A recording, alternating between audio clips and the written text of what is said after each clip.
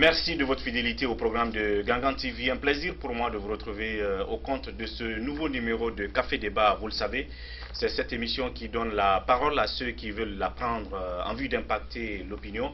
Pour ce numéro consacré essentiellement à la question de la crise qui mine l'école guinéenne, nous allons parler justement de cette grève du SLEG, le syndicat libre des enseignants et chercheurs de Guinée, qui, on va dire, a fait plus de 2 mois. Et justement, pour l'instant, nous sommes dans le statu quo.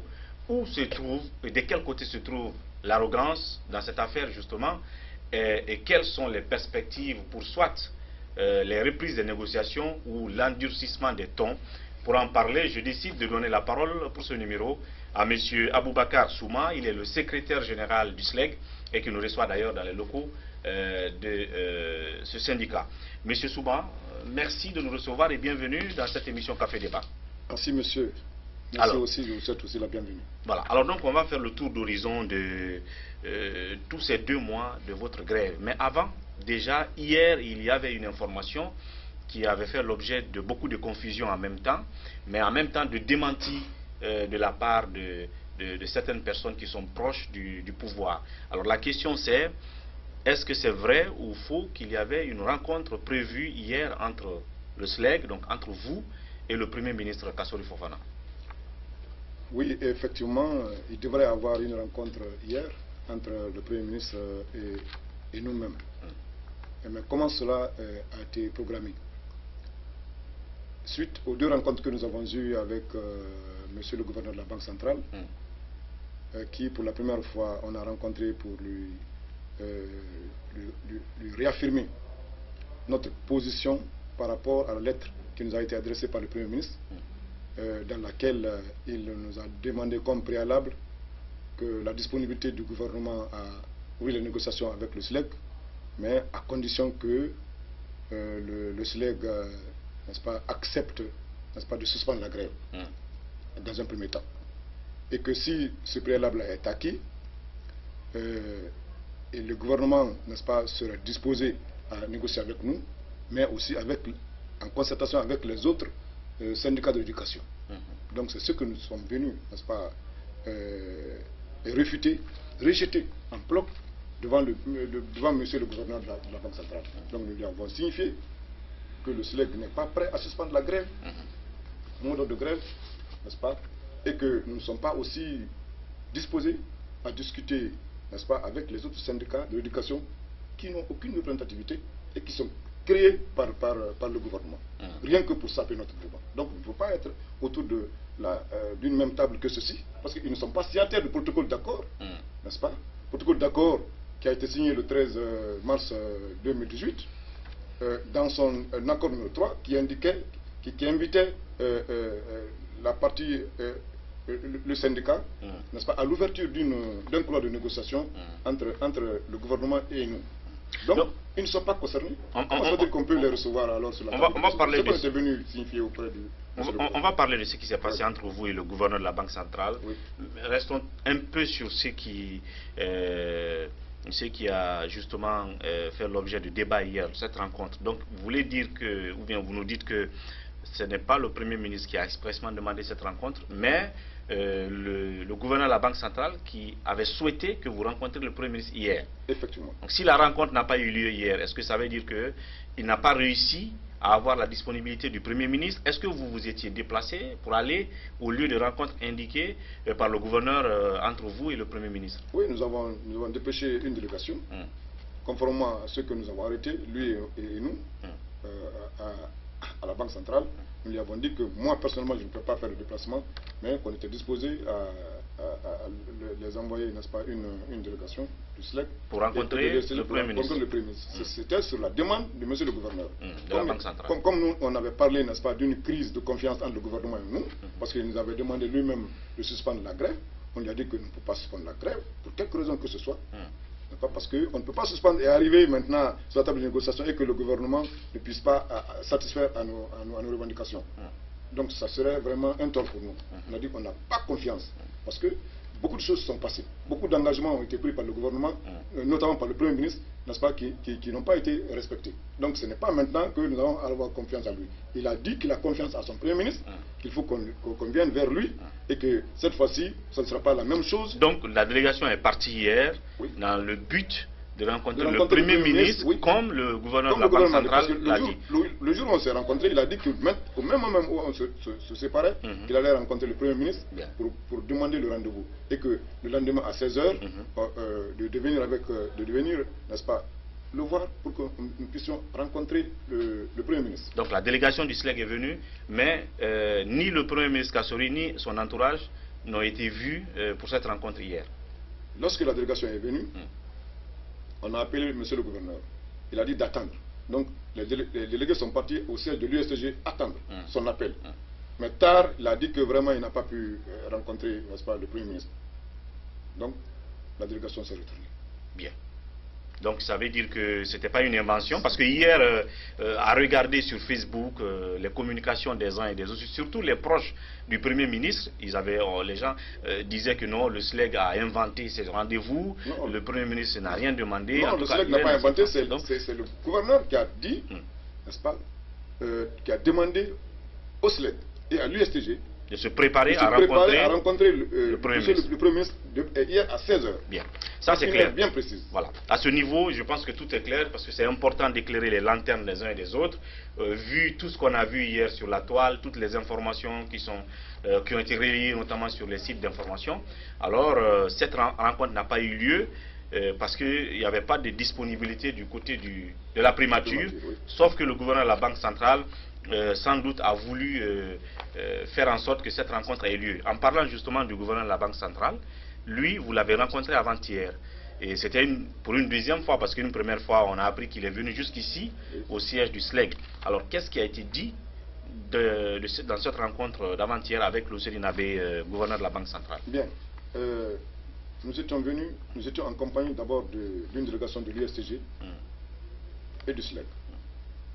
Nous lui avons dit que le SLEG et l'USTG sont disposés à venir rencontrer le gouvernement pour discuter de la question, n'est-ce pas, essentielle qui concerne les 8 millions de francs. Et le gouverneur nous a expliqué que le gouvernement est bien disposé à discuter avec nous, mais sur les questions de primes et de logements sociaux. C'est ce que le gouverneur a dit. Nous lui avons dit de ne pas déplacer la question. Le protocole concerne les négociations autour d'un point précis, les 8 millions. Et que pour nous, rien au monde, nous allons accepter de déplacer cette question. Nous lui avons signifié cela. Nous lui avons encore dit que, conformément à la sollicitude de M. le Premier ministre, par rapport à la suspension de la grève, nous avons dit que nous n'étions pas prêts, n'est-ce pas, à suspendre aussi la grève. Parce que le pas. Premier ministre a dit au gouverneur de vous demander de suspendre la grève avant toute reprise de négociation. Avant toute reprise de négociation. De suspendre d'abord la grève comme condition première pour reprendre les négociations. Et n'est-ce pas, après avoir rempli ce premier préalable, et accepter aussi qu'on discute avec les autres syndicats. C'est-à-dire quels syndicats par exemple? Par exemple le SNE, ou en tout cas comme ça, la FSPE, ou d'autres syndicats. Bon. Donc, il a demandé ça, nous l'avons dit que non. C'est le SLEG qui a signataire du protocole. Nous ne pouvons pas accepter qu'on soit sur la même table avec les autres. Nous n'avons pas la même plateforme revendicative. C'est nous qui avons déclenché la grève. C'est le SLEG seulement qui a déclenché la grève. Donc, c'est le SLEG seulement qui doit discuter des problèmes avec le gouvernement et non un autre syndicat. Et en parlant de la FSPE, je crois qu'ils sont aussi dans une démarche de grève, parce qu'à un moment donné, ils ont présenté une plateforme. Je ne sais pas si c'est aussi une augmentation de salaire qu'ils demandent, ou est-ce que c'est d'autres problèmes, mais je pense qu'à un moment, ils avaient enclenché un mouvement. Donc, est-ce qu'on peut mêler les différentes plateformes? Ou est-ce qu'ils pensent que c'est-à-dire que vous avez les mêmes demandes? La FSPE a présenté une plateforme du gouvernement. Parce que c'est ce que le gouvernement veut imposer. Ah bon? Oui. Donc c'est la plateforme du gouvernement. Nous ne sommes pas avec la FSP. C'est-à-dire, ils réclament l'augmentation des primes, n'est-ce pas? Et cette question de logements sociaux. Et de logements sociaux. C'est ça leur plateforme. C'est ça leur plateforme revendicative. ça a été bien précis, présenté par leur secrétaire général. Donc c'est clair. Et qui est différent de notre plateforme revendicative. Nous, c'est sur les questions de 8 millions de francs. Comme ça, on ne peut pas être ensemble. Bien. Nous avons déclenché le 3 octobre avec l'ensemble des enseignants sur toute l'étendue du territoire national. C'est par après que nous avons entendu, n'est-ce pas, qu'eux aussi ils ont déclenché une grève. Je ne sais pas, la grève a été déclenchée avec quel enseignant? Je me demande cette question-là. Avec quel enseignant? Alors donc, est-ce que cela n'a pas peut-être été la conséquence du fait que le Premier ministre ne s'est pas rendu disponible pour hier? Parce que si avant-hier vous dites au gouverneur de la Banque centrale, nous n'accepterons pas comme préalable de suspendre notre mot d'ordre de grève, ce qui est pourtant une demande de Kassouri, Premier ministre, nous n'accepterons pas de nous mettre autour de la table avec les autres, qui est aussi notre demande du Premier ministre. Est-ce que si peut-être le gouverneur lui a dit ça, ça n'a pas fait que hier il n'a pas voulu peut-être que cette rencontre ait lieu entre le SLEG et lui? Je crois que en tant que Premier ministre, on ne dirige pas, n'est-ce pas, un pays selon ses propres humeurs. On dirige un pays, n'est-ce pas, par la raison. Aujourd'hui, tout le monde sait, tout le monde est conscient que c'est le SLEG qui a déclenché la grève depuis le 3 octobre. Ce n'est ni le SNE, ni la FSPE. Et la grève qui est déclenchée par le SLEG, la revendication est unique pour cette fois-ci. 8 millions comme salaire de base. Comme salaire de base, négociable. Ah, ce n'est plus non négociable? Non, négociable. Bien. Nous avons dit parce qu'à un moment donné, vous avez dit non négociable. Oui, parce que c'était la guerre des mots. C'était la guerre des positions. Des positions voilà. Et du radicalisme. Et du radicalisme, c'est ça. Bien. Donc, c'est négociable. Voilà, c'est négociable. Bien. Et parlons justement de ça, de cette grève. Jusqu'aujourd'hui, je disais que ça faisait 2 mois. Hein. Oui, ça fait 2 mois. Et d'un côté, nous voyons le ministre de l'Éducation, M. Sangaré, qui fait des tournées à l'intérieur du pays et qui affiche une image de bonne reprise des cours dans les écoles, d'affluence des élèves dans les écoles, et qui disent que votre mot d'ordre de grève n'a plus de poids, n'a plus d'envergure. Et d'ailleurs, on dit que la plupart des enseignants qui vous ont suivi sont de retour dans les salles de classe parce que justement leur salaire avait été suspendu, donc ils sont revenus pour reprendre le travail. Est-ce que vous êtes d'accord aujourd'hui? Est-ce que vous faites le constat que votre mot d'ordre a perdu de son ampleur, de son poids, de son effet? Ou est-ce que c'est le contraire que vous constatez? Nous avons nos représentants, n'est-ce pas, sur toute l'étendue du territoire national. Dans toutes les préfectures, nous avons nos structures. Dans toutes les sous-préfectures, même dans les villages, partout où il y a une école, nous avons des représentants. Ce que nous pouvons dire, avec certitude, c'est que les enseignants des écoles publiques, les 95% ont observé le mode de grève depuis son lancement et continuent à observer ce mode de grève. Le gouvernement qui a envoyé les contractuels dans les établissements publics. Nous avons dit dans un premier temps, nous avons demandé aux parents d'élèves de garder leurs enfants à la maison. Mais par après, certains enfants viennent avec les conséquences que tout le monde voit sur le terrain. Et c'est quoi ces conséquences? Les conséquences, quand l'enfant vient à l'école et qu'il ne trouve pas son professeur ou son maître, mais il réclame son droit. Et tout le monde, nous savons comment les enfants réclament leurs droits. C'est la rue. Et vous avez vu combien de fois l'État a mobilisé, n'est-ce pas, les forces de l'ordre contre les enfants. On est en train de gazer les enfants un peu partout. Alors, est-ce que vous pensez réellement donc, pour revenir à la question, qu'il n'y a pas de cours, ou est-ce que les enfants viennent mais il n'y a pas d'enseignants? Parce que par exemple, en face du SLEG ici, du bureau du SLEG, j'ai constaté que je crois qu'il y a 3 écoles qui sont alignées en face du bureau ici, mais j'ai vu une vague de jeunes élèves du primaire qui sortaient de l'école. Alors, à première vue, quand vous voyez des enfants sortir comme ça en vague de la cour, vous vous dites oui, ils étaient venus à l'école. Mais dans le fond, est-ce qu'il y a cours ou pas? Non, ce que je peux dire, c'est que de Conakry ici jusqu'à Yomou, dans certaines écoles, il y a des élèves qui viennent. Mais ils ne font pas cours. Il faut prendre le hasard d'aborder, n'est-ce pas, quelques élèves, vérifier leur cahier. Ces élèves qui viennent là, pour vérifier techniquement si une école fonctionne ou pas, ce n'est pas la masse ou la fréquentation qu'il faut voir, mais ce sont les cahiers de texte qu'il faut voir. Dans les cahiers de texte, c'est là-bas où chaque professeur qui enseigne dans une classe, n'est-ce pas, annote la progression de son programme, le suivi de son programme.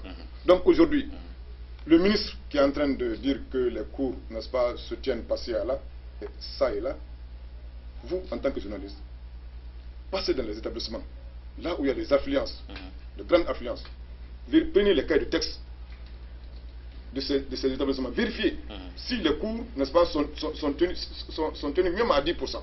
Bien. Ça n'existe pas. En ce qui concerne le retour... Dans toutes les écoles, le programme n'est pas à 10%. En ce qui concerne le retour de certains enseignants titulaires qui vous suivaient au début, est-ce que vous confirmez ou pas? Parce que le gouvernement dit, et le ministère de l'Éducation dit que beaucoup sont revenus, ont repris position dans les salles de classe. On a même mais c'est pas vrai, c'était une guerre de médias, c'est une guerre médiatique, c'est pas vrai. Les enseignants ont dit que le gel de salaire là ne peut pas, n'est-ce pas, les empêcher à poursuivre le mode de grève. Ils sont à la maison. Il y en a qui viennent, qui viennent parce qu'on remonte leur nom, ils viennent, ils s'inscrivent dans les registres, puis ils quittent. C'est ce qui se fait. Ceux qui vont là, qui disent qu'ils ont repris, ils viennent seulement pour s'inscrire. Pour qu'on leur donne leur salaire. Ils s'inscrivent mais ils ne donnent pas le cours. C'est une manière de se tromper. Et le gouvernement croit qu'il trompe le peuple en disant qu'il y a une reprise. Hein? Les anciens aussi font semblant de venir pour tromper, n'est-ce pas, le gouvernement, pour dire qu'ils sont là. Mais arrêtez, ils ne sont pas là. Ce que je viens d'expliquer est éloquent. Si vous prenez le cahier de texte, vous verrez qu'aucun enseignant ne signe dans le cahier de texte parce qu'il ne donne pas cours. Donc aujourd'hui, si le ministre, n'est-ce pas, est en train de raconter que les cours se tiennent, mais c'est archi faux. C'est archi faux. Il faut avoir l'honnêteté intellectuelle, n'est-ce pas, d'affirmer aujourd'hui qu'il n'y a pas cours dans les établissements, n'est-ce pas, publics, même dans certains établissements privés en République de Guinée. Il faut avoir le courage, l'honnêteté intellectuelle de l'affirmer. Donc vous reconnaissez que tout de même, il y a des écoles où il y a de l'affluence des élèves, où il y a des vas-et-vient des élèves le matin et le soir, mais dans le fond, il n'y a pas cours, il n'y a pas de cours, et les titulaires n'ont pas repris. Il n'y a pas cours parce que les titulaires n'ont pas repris. Là où il y a des affluences, là, allez dans ces classes-là. Ils sont regroupés par plusieurs promotions dans une même classe. D'accord. Vérifiez. Et pendant ce temps, vous êtes toujours sur le coup ou sur la menace de, non seulement la suspension des salaires est là, mais de radiation, je crois, pour la fin de ce mois. Alors, vous n'avez pas peur? Est-ce que vous allez coûte que coûte continuer, malgré qu'ils ont dit qu'à la fin de ce mois de décembre, ceux qui ne seront pas là jusque-là seront aussi radiés parce qu'ils seront considérés comme des gens qui abandonnent leur poste? Je vais rassurer les enseignants. Aucun enseignant ne sera radié. Parce que la grève est constitutionnelle. Ce n'est pas un abandon de poste. C'est quand on abandonne le poste qu'on peut être radié. Et dans quelles conditions on peut parler d'abandon de poste? Parce que ils estiment que... D'abandon de poste, lorsque vous êtes en position normale, hein, vous abandonnez. En temps normal, où il n'y a pas de... En temps normal, où il n'y a pas de crise. Où il n'y a pas de crise. Vous quittez, vous allez, n'est-ce pas, vaquer à autre chose. Parce qu'il y a des enseignants qui, au lieu de venir en classe, sont dans d'autres pratiques, n'est-ce pas, par exemple le commerce, ils voyagent, ils abandonnent, n'est-ce pas, leur poste, ils se livrent à d'autres pratiques. Donc c'est ce qu'on appelle l'abandon de poste. Mais lorsque la grève est déclenchée officiellement par une raison syndicale reconnue par le gouvernement, pas une grève sauvage, une grève, n'est-ce pas, dûment déclenchée, on ne doit pas non seulement geler le salaire, mais à plus forte raison radier un enseignant, un travailleur. Si vous le faites, c'est une violation flagrante des conventions internationales, des libertés syndicales, des droits syndicaux. Vous êtes exposé, n'est-ce pas, à de lourdes peines, hein, parce qu'on ne doit pas licencier un travailleur quand il est en grève. Bien. Parce que la grève est constitutionnelle. Pourtant, ils l'ont dit clairement. Il y a un conseiller, il y a un des conseillers du Premier ministre qui l'a dit. Je crois qu'il y a le secrétaire général du ministère de l'Éducation aussi qui l'a affirmé et qui est clairement. Donc ça veut dire que, à moins que les négociations ne reprennent d'ici là. Ça veut dire en ce moment-là que notre constitution là est nulle et non avenue. Vous pensez aussi que c'est peut-être une menace pour que vous reveniez à de meilleurs sentiments? Oui, c'est une menace pour certains enseignants qui ne connaissent pas leurs droits et leurs devoirs pour reprendre.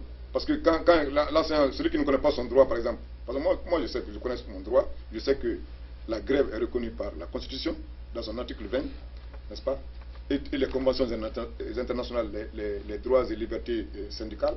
Donc, pour moi, qui connais mes droits, ça ne m'effraie pas. On ne peut pas me radier, parce que je suis dans mes droits. Et j'invite tous les enseignants à comprendre cela, que personne ne peut être radié. Personne ne peut être radié parce que la grève est constitutionnelle. Et si nous sommes dans un état de droit. Et en termes de moyens de pression, à un moment, vous étiez dans l'abandon des salles de classe. C'est-à-dire que vous avez dit à tous les enseignants de rester à la maison. Et les gens sont restés à la maison. On a vu ce que cela a donné comme effet. Il y a des élèves qui sortaient pour réclamer les enseignants dans les rues. Et ça crée des incidents. Puis à un moment, ça s'est essoufflé.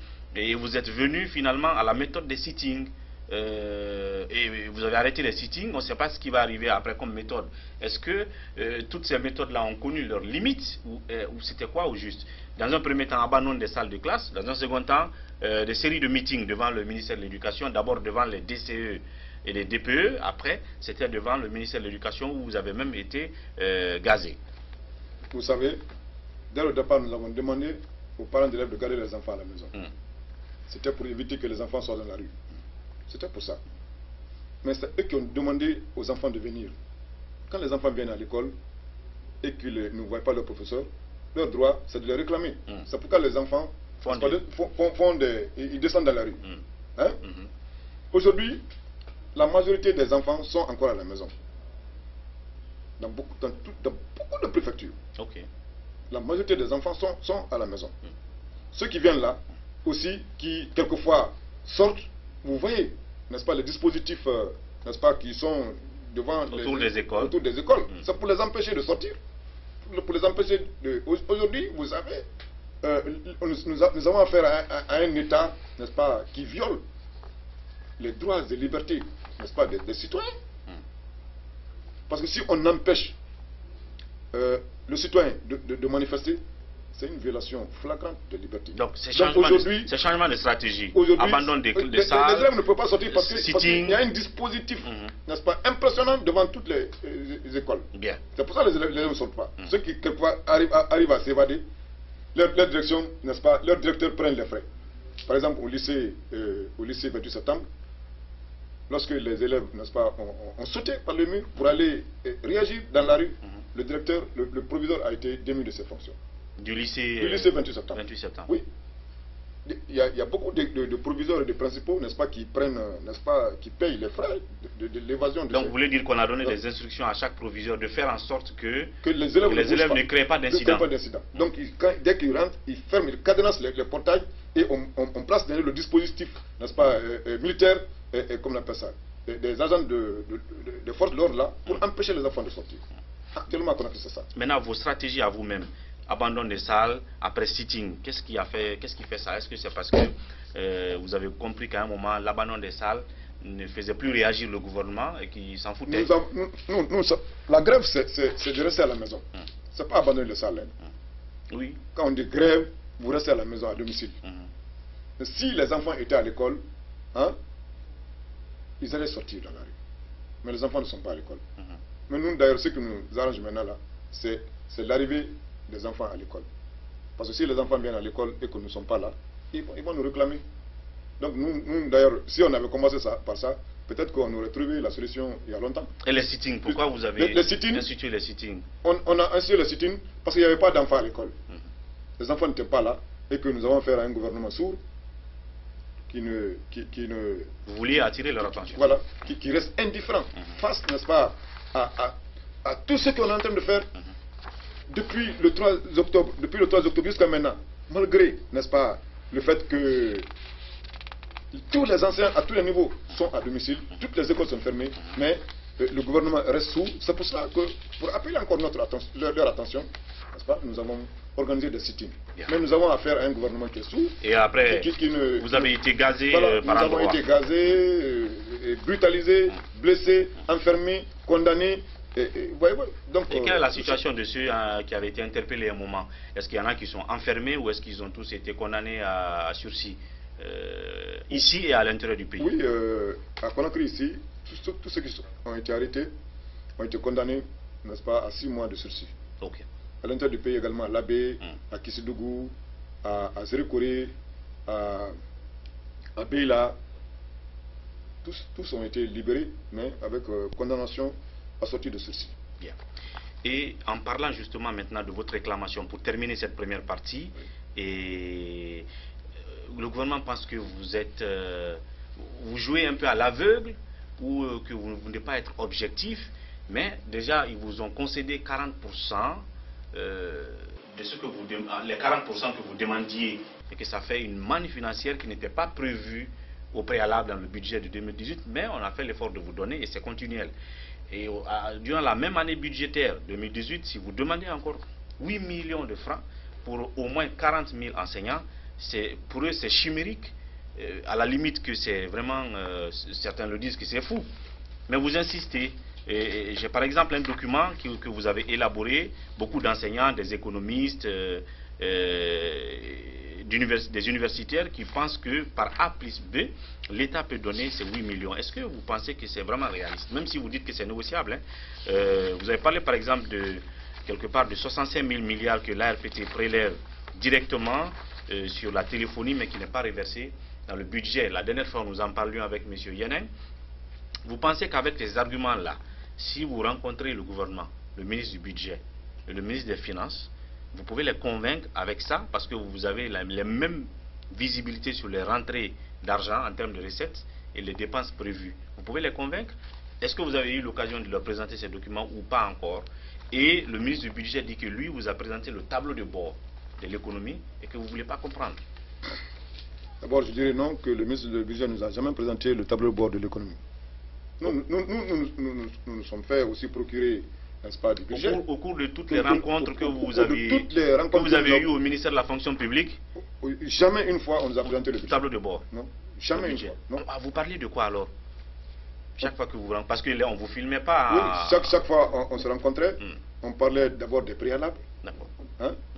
Et on n'avait jamais abordé la question de 8 millions. Pourtant, le gouvernement dit qu'on vous a présenté le tableau de bord de l'économie. Non, ce n'est pas vrai. On ne nous a jamais présenté le tableau de bord. Si on nous présentait le tableau de bord, on allait le présenter ça. Parce que nous aussi, on a préparé ça conséquemment. Bien. Hein? Nous avons vu. Donc il n'y a pas eu cette confrontation. Non, il n'y a pas eu de confrontation. C'est ce que nous voulons. C'est ce que nous voulons. Nous allons démontrer par A plus B qu'il y a l'argent dans ce pays-là. Il y a des taxes, des recettes qui sont détournées, qui ne figurent pas dans le budget. Qui ne sont pas déclarées. Qui ne sont pas déclarées. Il y a des lignes non ventilées qui sont dans le budget. On ne sait pas d'où débouchent ces lignes-là. Donc nous allons leur expliquer tout ça là. Par exemple, les 65 000 milliards que vous avez mentionnés ici, parce que c'est très très important, il est dit qu'il y a 65 000 milliards de francs guinéens qui a été, dont on a commencé à prélever depuis Ebola, le temps d'Ebola, sur la téléphonie. Oui. Et Ebola est parti, mais on continue, l'ARPT continue à prélever cet argent-là sur chaque appel qu'on émet. Et donc, ce qui fait 65 000 milliards pour seulement 1 million d'abonnés pour les 2 sociétés de téléphonie que vous avez pris, par exemple. Alors, vous pensez que rien qu'avec ça, on peut vous payer ces 8 millions, encore que vous dites que même c'est négociable. On peut vous payer tout ça. Alors, est-ce que vous êtes sûr que cet argent est prélevé et qu'il ne figure pas dans le budget? Ça ne figure pas dans le budget. On a vérifié. 65 000 milliards par an. Oui, ça ne figure pas dans le budget. C'est plus que le budget national même. Mais selon vous, où ça va alors? On ne sait pas. On ne sait pas où ça va. Mais ce n'est pas dans le budget. En tout cas, nous avons lu le budget. Ça ne figure pas. Le budget officiel? Oui, le budget officiel. Bien. À moins que le budget qu'ils vont voter maintenant là, en 2018, là, pour 2019, peut-être que ça va figurer. Mais le budget qui est en cours d'exécution là, ça ne figure pas là-dedans. Bien. Et donc, pour terminer sur cet angle, parce que dans la deuxième partie, on va parler de la crise qu'il y a aussi au sein de l'USTG, dont vous êtes aussi membre. Pour terminer sur cette question de grève du SLEG, on a parlé d'année blanche, de risque d'année blanche.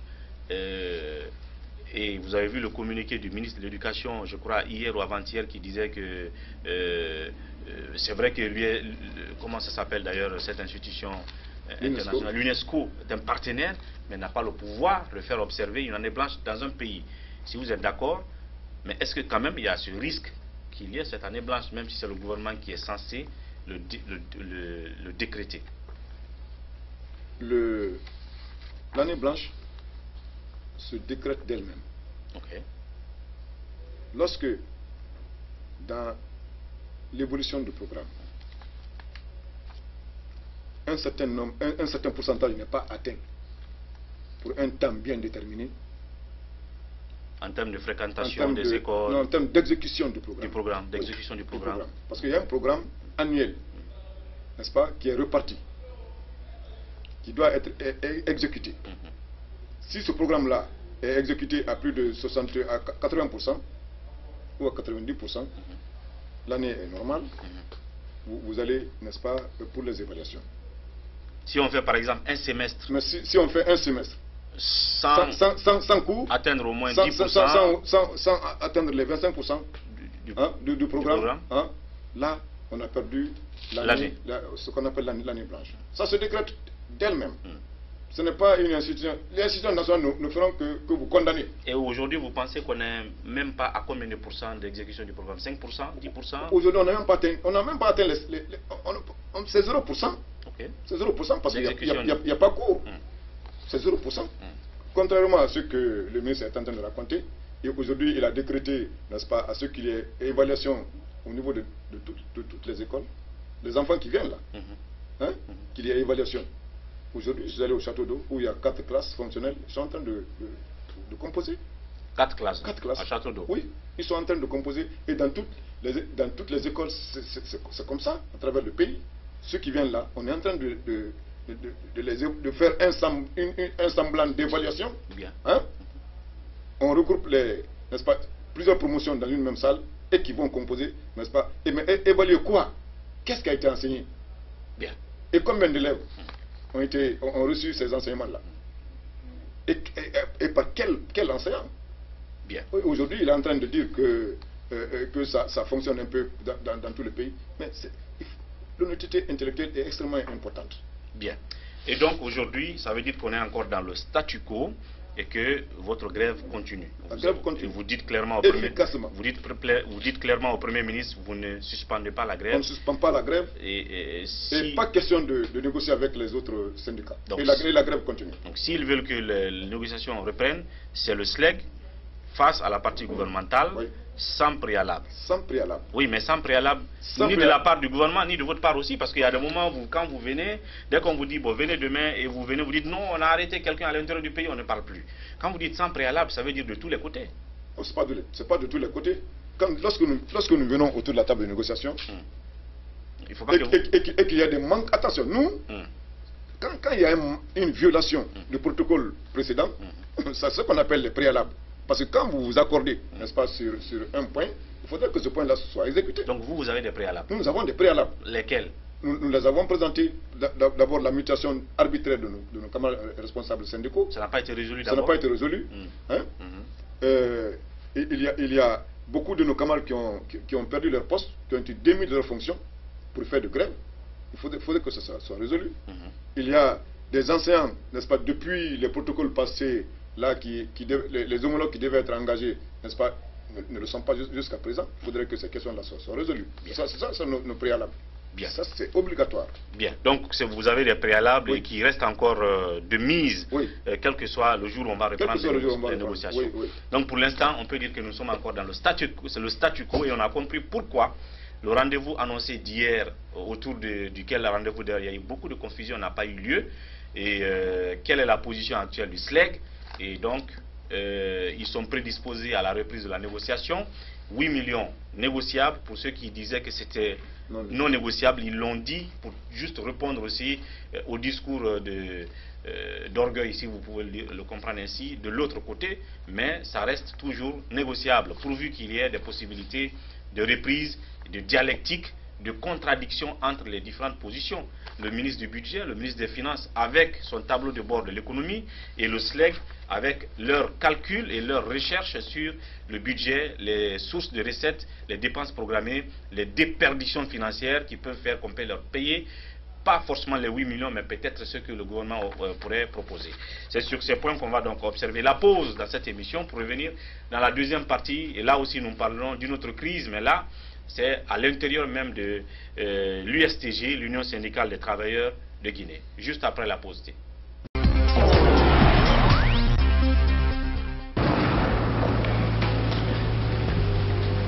Il existe des choses qui nous donnent la force et l'audace d'aller au-delà de notre imagination. Le thé Akbar. Le thé Akbar est fabriqué en utilisant uniquement les feuilles soigneusement sélectionnées en provenance de Ceylon. La qualité du thé Akbar a été évaluée selon les normes les plus strictes par des experts en dégustation qui se sont appuyés sur près d'un siècle d'expertise dans ce domaine. Premier producteur de thé, vous pouvez faire confiance à la famille Akbar pour vous garantir votre santé. Seule la meilleure tasse de thé peut vous procurer de la fraîcheur. Merci de nous retrouver dans cette deuxième partie de Café Débat. Je vous l'ai dit, qui ici est reçu dans les locaux du SLEG, le syndicat libre des enseignants-chercheurs de Guinée, et comme invité, M. Aboubacar Souma, secrétaire général du SLEG, vous le savez, depuis un bon bout de temps qui s'était un peu éclipsé des projecteurs pour stratégie de communication. On a réussi à lui mettre la main dessus aujourd'hui. Alors donc, oui, camarades, on va parler à présent d'une autre crise. Il s'agit de l'USTG. L'USTG qui a fait peau neuve, et Louis Bemba qui désormais devient le président d'honneur de cette structure. On pensait qu'il était sur la même voie de la continuité, mais il a décidé de céder la place à vous autres. Ablaye Sow est devenu secrétaire général, vous, secrétaire général adjoint. Mais ce que je constate, ce que nous constatons d'ailleurs, c'est que c'est une USTG qui a fait 2 congrès et qui a pratiquement apparemment 2 secrétaires généraux. Comment vous expliquez ça? Parce que j'ai eu à rencontrer Ablaye Sow qui a donné sa version. Et vous aussi, quelle est votre version des faits? Parce qu'il y a des congressistes de Mamou et les congressistes de Conakry. Bien, merci. Ce que je peux dire là-dessus, c'est que si aujourd'hui on parle de bicéphalisme, il n'y en a même pas bicéphalisme. Parce que ceux qui sont partis à Mamou, ce sont les dissidents. Ils n'ont pas voulu accepter, n'est-ce pas, l'unité syndicale, l'union au niveau de l'USTG. Sinon, le secrétaire général lui-même a été très clair. Les fédérations qui sont membres fondateurs, n'est-ce pas, de l'USTG se sont désaffiliées. Nous ne pouvons pas organiser, n'est-ce pas, le congrès tant que ces fédérations-là, ces différentes fédérations-là, n'est-ce pas, ne font pas le retour au sein de notre grande famille. C'est dans ça que lui-même s'est lancé. Il a composé des délégations qui sont venues nous rencontrer à plusieurs reprises. Il y a eu aussi l'implication même... Pour la médiation. Pour la médiation. Il y a eu même l'implication de la femme de Feu Fofana, ancien secrétaire général de l'USTG, qui, n'est-ce pas, s'est impliquée fortement pour le retour des 2 fédérations. Donc, bien sûr que toutes les dispositions étaient prises par rapport à l'organisation, n'est-ce pas, de ce congrès de Mamou. Mais, comme la majorité des membres de l'USTG, n'est-ce pas, réclamaient le retour des 2 membres, n'est-ce pas, phares, n'est-ce pas, de l'USTG, qui sont la FESABAG et le SLEG. Donc, les autres membres qui n'étaient pas favorables au retour de ces 2 fédérations-là se sont mis de côté. Donc, eux, ils sont allés à Mamou tenir leur congrès. Alors que lui-même, qui est le secrétaire général, dans les conditions normales, c'est lui qui doit, n'est-ce pas, c'est lui qui a le pouvoir, n'est-ce pas, de programmer la tenue du congrès, l'organisation du congrès. Alors, il a pris, n'est-ce pas, la décision de reporter ce congrès à la présence de ses camarades-là, ici à Conakry. Mais comme ils ne voulaient pas, ils ne voulaient pas notre retour au sein de la grande famille, ils se sont démarqués, sont allés à Mamou pour tenir le congrès. Parce que dans le groupe, il y avait l'autre branche de SLEG, dirigée par la dame que vous connaissez, donc qui est en connivence avec le secrétaire général qui a eu là-bas, leur secrétaire général qui est à Mamou, à Boulaye. Donc ils sont dans la même situation. C'est eux ils sont dans le même clan. Ils ne veulent pas, nous, notre retour, n'est-ce pas, au sein de l'USTG, n'est-ce pas, au risque qu'ils soient de côté. C'est ainsi qu'ils sont partis. Ils ont formé un petit clan là. Ils sont allés à Mamou, malgré le fait que le général leur a dit: allez, dites à toutes les délégations, n'est-ce pas, qui sont venues de rentrer et que la grève et que le congrès est reporté. Donc malgré cela, le général lui-même leur a donné, n'est-ce pas, l'ordre de mission pour aller faire retourner ces délégués-là qui étaient déjà programmés à Mamou. Maintenant, leur argument, c'est quoi? C'est que il faut suivre les règles, les principes. Ils disent que c'est vrai, et vous venez de le dire, vous étiez désaffilié de l'USTG, donc le SLEG et la FESABAC. Donc, la logique voudrait, et le respect des principes justement qui régulent la vie de l'USTG voudrait que vous fassiez encore une autre procédure de réaffiliation. Ce qui n'a pas été fait entre-temps. C'est ce qu'ils disent. Il y a quelle procédure pour ça? Non, mais c'est ce qu'ils nous disent. Il suffit seulement... Est-ce que c'est vrai ou faux? Il suffit seulement de faire une déclaration. Une déclaration? Oui. Une déclaration pour notre retour à l'USTG. Il n'y a pas d'acte de réaffiliation où on fait les actes écrits, où on fait une déclaration publique. L'essentiel est que la fédération, n'est-ce pas, décide de revenir. Décide, n'est-ce pas, son retour au sein de la grande famille. Il n'y a pas de protocole pour ça. Et ça, vous l'avez fait en Et ça, on l'a fait en l'USTG et le SLEG. Oui, l'USTG et le SLEG. C'est en ce moment-là qu'eux, ils se sont démarqués. Ils ont dit que comme nous, eux, ils ne veulent pas nous sentir. Comme je l'ai dit, et l'autre groupe-là, ils ne veulent pas nous sentir. Donc c'est ainsi qu'eux, ils sont partis là-bas. Bien. Et donc aujourd'hui, qui doit être reconnu? Parce qu'il y a une question de reconnaissance par l'État en tant que partenaire social, justement. Donc entre les deux versions, qui est censé être le partenaire social de l'État? Parce qu'à un moment donné, on était dans le même cas de figure du SLEG de vous, Abakar Souma, et le SLEG qu'on disait de... vous me rappellerez son nom, bien sûr, votre ancien camarade. Ou bien vous avez oublié son nom? J'ai oublié son nom. Non, vous n'êtes pas censé oublier son nom. Je ne veux pas dire son nom. Vous avez quand même, travaillé ensemble. Oui, moi j'ai oublié son nom. Je ne la connais plus. J'ai oublié. Non, pas Kariatouba, l'autre monsieur qui était donc où ça? votre adversaire à un moment donné. Et après ils ont décidé de mettre Kadiatou à la tête du SLEG. Alors.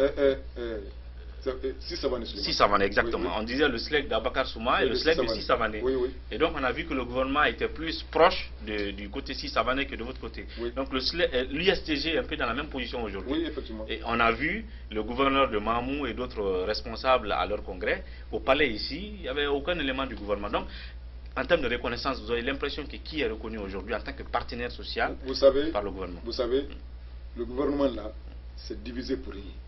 Divisé pour régner. Divisé pour régner. Ils ont divisé, vous savez, ils ont commencé par la CNTG. Ils ont divisé la CNTG. Et ils ont divisé les centrales. Il y avait 12 centrales qui fonctionnaient en harmonie. Ils ont dit, bon, il faut les élections sociales pour déterminer le degré de représentativité de chaque centrale. Et maintenant, si ces élections-là, n'est-ce pas, ont eu lieu, et maintenant, nous négocierons qu'avec les centrales les plus représentatives. Donc, ils ont organisé, et c'était une manière de nous diviser.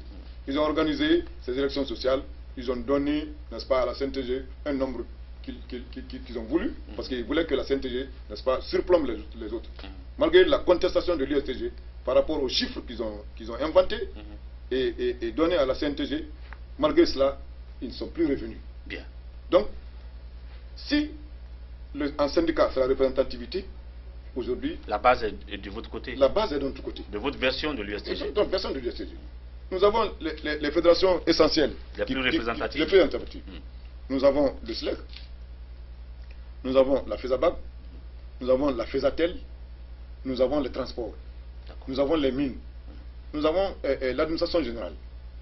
Et en reconnaissance, en termes de reconnaissance à l'international. Donc, si c'est la représentativité, sur laquelle le gouvernement doit s'appuyer, c'est nous qui devons reconnaître. Mais comme vous le savez, que je viens de le dire, c'est divisé pour rien. Ils ont créé au sein de l'éducation le SNE qui reconnaît. Bien que le syndicat commence par la base. on met les structures à la base, puis ces différentes structures se retrouvent pour mettre, n'est-ce pas, le bureau national. Tel n'a pas été le cas au niveau du SNE. Ils ont mis un bureau exécutif national qui maintenant va chercher les éléments. À installer les... Non, qui va chercher à installer, mais où est la base là? Ça n'existe pas. Donc, c'est comme ça, c'est de la même manière. Aujourd'hui, l'USTG, ils ont commenté quelque chose. Donc, un noyau est là qui n'a pas de base. Aujourd'hui, maintenant, ils sont partis en quête de base. Ils sont maintenant sur le terrain. Ils sont maintenant sur le terrain en quête de base. Voyez-vous? Donc, le gouvernement, c'est de bonne guerre. Et ils ne cherchent qu'à nous diviser. Parce qu'ils savent que quand c'est unique, on est fort, mais divisé, on est faible. Et à l'international, vous avez reçu des lettres de... À l'international, aujourd'hui, notre représentant qui est à Copenhague, n'est-ce pas, qui est parti au congrès de la CSI. Bien. Donc c'est nous qui sommes représentés là-bas. À l'international. Voilà, à l'international. Et puis vous avez 30 secondes face à la caméra pour vous adresser à vos camarades enseignants. Et une petite curiosité. Vous avez rencontré Alpha Condé la dernière fois quand c'était très très chaud. Est-ce que actuellement il y a eu une reprise de contact? Est-ce que vous avez eu un coup de fil du président pour vous demander pourquoi ça ne va pas jusqu'à présent? Parce que quand je vous ai rencontré, je vous ai dit de dialoguer. Ou est-ce que depuis là, il n'y a eu aucun contact avec Alpha Condé? Non, depuis là, il n'y a eu aucun contact, aucun coup de fil entre le président Alpha Condé et moi. Bien. Alors, ce que je peux dire, un message de la fin. À tous les anciens, d'abord, je les remercie et je les félicite pour avoir observé le mode de grève depuis son déclenchement jusqu'à la date d'aujourd'hui. Et je présente, n'est-ce pas, mes condoléances à toutes les familles dont les anciens sont décédés pour faire de gel de leur salaire. Que leur âme repose en paix. Et j'invite tous les anciens, toutes les anciennes, à continuer à observer le mode de grève, malgré le gel de salaire. Nous sommes presque dans la dernière phase de notre combat, que nous avons déjà réussi, malgré la désinformation à outrance que le gouvernement est en train, n'est-ce pas, de livrer. Malgré, n'est-ce pas, le fait que l'objectivité de la réussite de notre grève est aujourd'hui détournée par certains médias. Je vous demande à toujours tenir bon, à rester les rangs, à être vigilant, à continuer, n'est-ce pas, à résister contre toute forme d'intimidation de la part, n'est-ce pas, des inspecteurs régionaux, des DPE, des DSE, des proviseurs et des principaux des différents établissements. Donc, je vous demande à continuer d'observer, n'est-ce pas, ce mode de grève et de tenir très bien, puisque la réussite est bientôt. Donc, je vous félicite et je vous remercie tous.